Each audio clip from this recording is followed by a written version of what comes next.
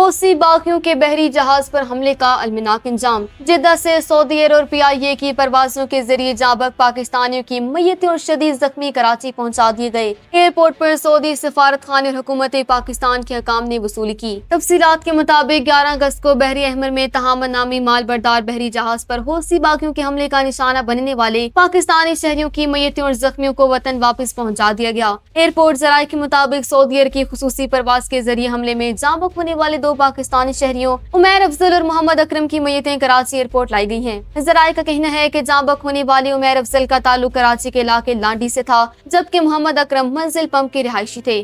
میتوں کی آمد کے مواقع پر ایئرپورٹ پر انتہائی رکتہ آمیز مناظر دیکھنے میں آئے، جہاں لواحقین کی بڑی تعداد موجود تھی۔ دوسری جانب اس حوثی حملے میں شدید زخمی ہونے والے دیگر 3 پاکستانی شہریوں عابد علی، محمد رضوان اور محمد وحید کو PIA کی پرواز PK 762 کے ذریعے جدہ سے محفوظ طریقے سے کراچی منتقل کر دیا گیا۔ ایئرپورٹ ذرائع کے مطابق کراچی پہنچنے پر سعودی سفارت خانے کے اعلی اہلکار اور حکومت پاکستان کے نمائندوں نے بالترتیب میتوں اور زخمیوں کو وصول کیا، جبکہ ابتدائی طبی امداد کے بعد زخمیوں کو علاج کے لیے اسپتال منتقل کیا جا رہا ہے۔ واضح رہے کہ ذرائع کا کہنا ہے کہ حادثے کے کچھ دیگر زخمیوں کو اسلام آباد ایئرپورٹ بھی بھیجا گیا تاکہ وہاں ان کا علاج ممکن بنایا جا سکے۔